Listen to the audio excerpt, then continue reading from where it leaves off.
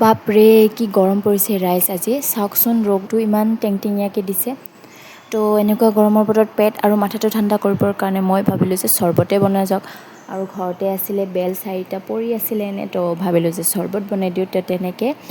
বেলকেইটা মই ধুই ল'লোঁ আৰু এতিয়া এইখিনি বেলকেইটা ফটাই কেনে ইয়াৰ পাল্পটো এক্সট্ৰা কৰি ল'ম তো এয়া দেখিছে মই ফটাই আছোঁ আৰু ইয়াৰ পৰা পাল্পখিনি গুচাই ল'লোঁ আৰু এতিয়া এইখিনি মানে পানী মিক্স কৰি মেছ কৰি ল'ম মোৰ হাতত মানে মেছাৰ নাছিলে তো মানে ভাবিলোঁ যে চামুচ দিয়ে কৰোঁ বাট নহ'লে কি কৰিম তো হাত দিয়ে আৰম্ভ দি দিলোঁ তো এইখিনি ভালদৰে মই মিক্স কৰি ল'লোঁ আৰু এতিয়া দেখিছে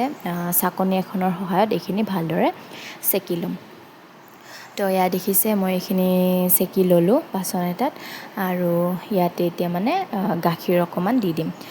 পানীটো খাব পাৰে কিন্তু গাখীৰ দিলে অকণমান সোৱাদটো ভাল আহে আৰু বেছি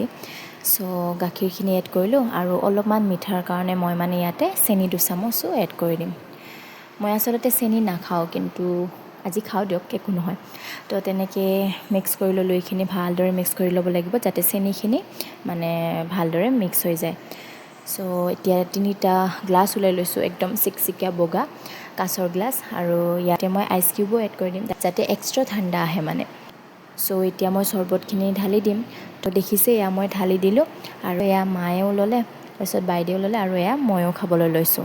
আহা খাই মজা লাগিছে আপোনালোকৰ ফালে যিটো গৰম পৰিছে এনেকুৱা চৰ্বত বনাই খাওক আকৌ